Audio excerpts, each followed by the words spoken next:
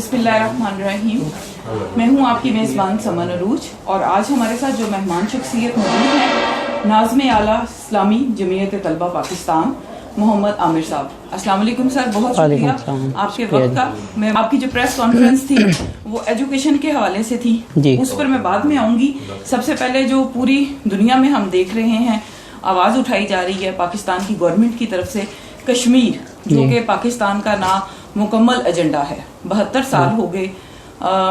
50 सालों के बाद सलामती कौंसिल का दरवाज़ा बजाने के बाद सिर्फ वहाँ से ये जवाब मिला है कि ये भारत का अंदरूनी मामला नहीं है,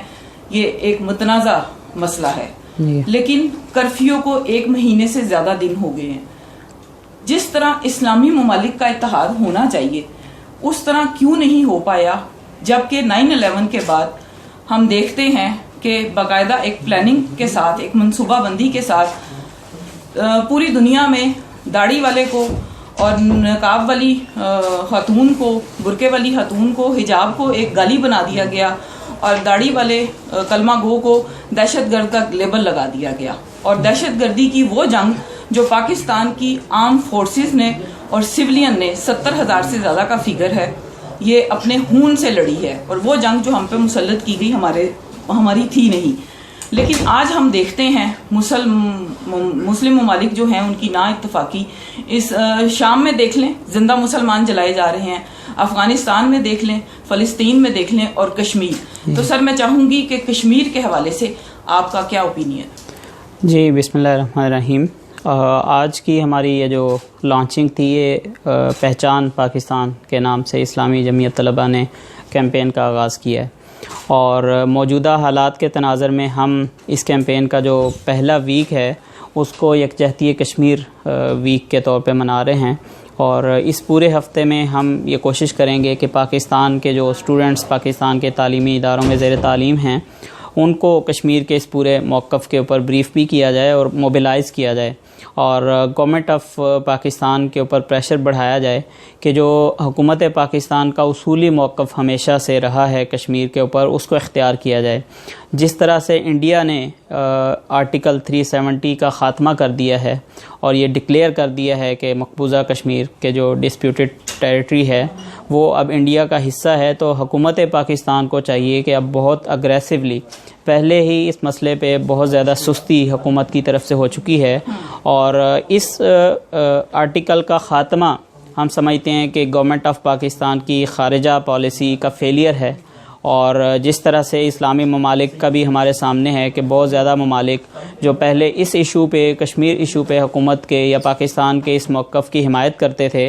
अब वो उस तरह से हिमायत करते हुए हमें नज़र नहीं आते। तो ये मुसलसल हुकूमतों का कश्मीर के ऊपर पॉलिसी फेलियर है, ख़ारजा पॉलिसी फेलियर है।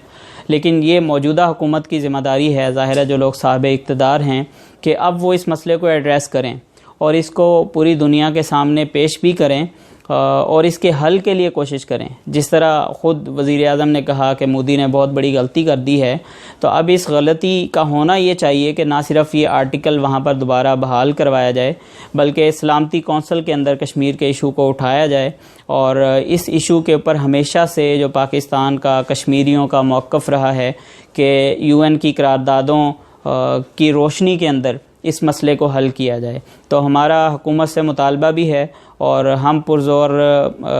पूरी मुहिम भी चलाएंगे पाकिस्तान के अंदर, यूनिवर्सिटीज़ के अंदर, कॉलेजेस के अंदर तमाम स्टूडेंट्स को हम मोबिलाइज़ करेंगे और इंशाअल्लाह लाहौर, कराची, इस्लामाबाद, पेशावर, इन सारे शहरों के अंदर तलबा कश्मीर मार्च करेंगे और पूरी दुनिया के सामने इस इशू को रेज़ करेंगे।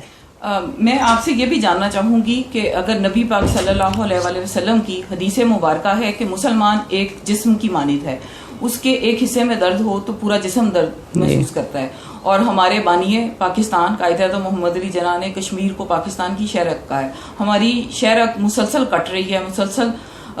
72 सालों से दबी हुई है, स्नब हुई है। जिस तरह वहाँ हमारे मुसलमान भाई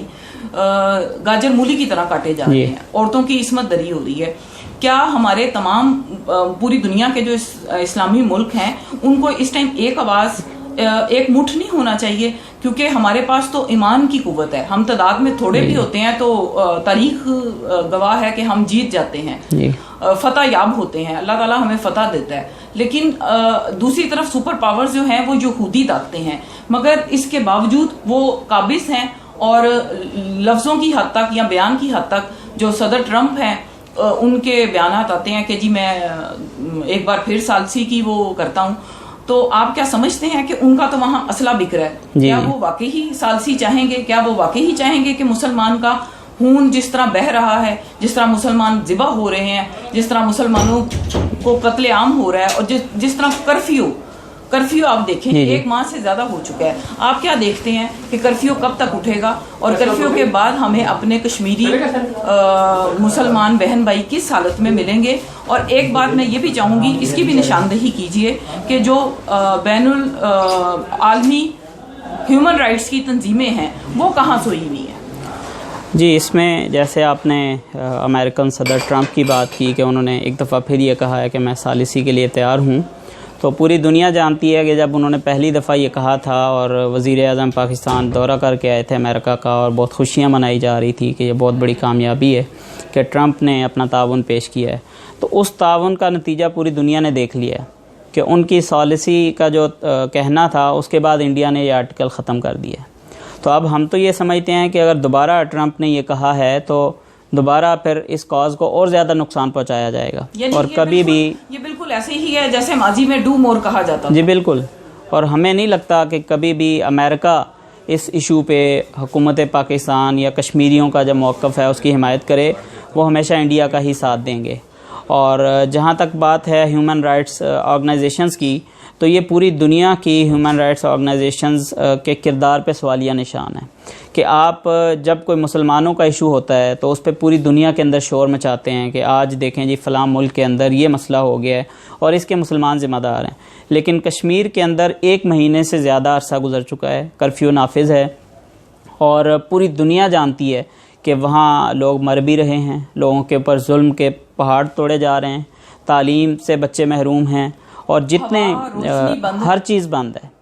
بند ہے. اور آپ تصور نہیں کر سکتے کہ آج کی دنیا کے اندر ایک ایسی آبادی ہے کہ جہاں پر 80-90 لاکھ لوگ بستے ہیں، اور وہاں پر یہ ساری فیسلٹیز نہیں ہیں، اور وہاں اس جگہ کو جیل بنا دیا گیا ہے، بلکہ جیل سے بھی بدتر سچویشن ہے، جہاں پر لوگوں کے پاس نہ ٹیلی فون کی سہولت ہے، نہ وہ پوری دنیا سے کنیکٹ ہونے کے لیے کسی بھی طرح کا میڈیم استعمال کر سکتے ہیں. تو اس کی کوئی مثال دنیا کے اندر موجود نہیں ہے. اور ساری ہیومن رائٹس کی organisations, United States of organisations سمیت اس کے ذمہ دار ہیں کہ وہ اس کرفیو کو بھی ختم نہیں کروا پا رہے. اور انڈیا جو ہے وہ پوری دنیا کے سامنے سب سے بڑی جمہوریت کا دعوے دار بھی ہے، لیکن سب سے بدترین ڈکٹیٹرشپ کا مظاہرہ اس وقت انڈیا کے اندر ہو رہا ہے. تو اس لیے ہم تو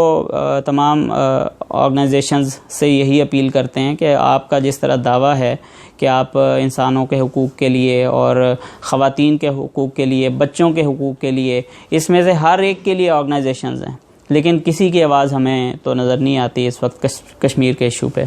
جی اچھا، اب آپ کی اس پریس کانفرنس جو آپ نے پہچان پاکستان اور ایجوکیشن تعلیم کے حوالے سے کی ہے، تو آپ سمجھتے ہیں کیونکہ یہ جو ہماری موجودہ گورنمنٹ ہے یہ جب اپوزیشن میں تھی تو یہ بہت زیادہ اسٹرانگ اپوزیشن تھی جی، لیکن اس طرح یہ ڈیلیور نہیں کر سکی، کیونکہ انہوں نے کہا تھا کہ ہم سرکاری زبان جو اردو ہے اس کو رائج کریں گے، اس کو امپلیمنٹ کرائیں گے اور یکساں نصاب تعلیم ہوگا، جبکہ اس کی طرف بات ہی نہیں کی گئی. جی بالکل. اس حکومت کے 2-3 بڑے دعوے تھے جی تعلیم کے حوالے سے. ایک تو یکساں نظام تعلیم کا دعویٰ تھا، اردو زبان کا دعویٰ تھا، اور تعلیمی بجٹ بڑھانے کا دعویٰ تھا.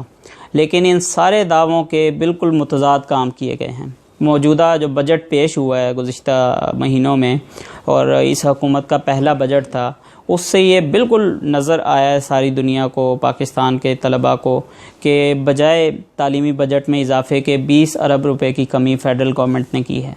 اور ایچ ای سی نے جو بجٹ ڈیمانڈ کیا تھا گورنمنٹ سے وہ 110 ارب روپے تھا، جس کے اندر 50 ارب روپے کی کمی کی گئی ہے. اور اس بجٹ سے اب یہ ہوا ہے کہ خود HEC کے چیئرمین نے یہ کہا ہے کہ ہمارے پاس کوئی حل نہیں ہے کہ ہم فیسوں میں اضافہ کریں،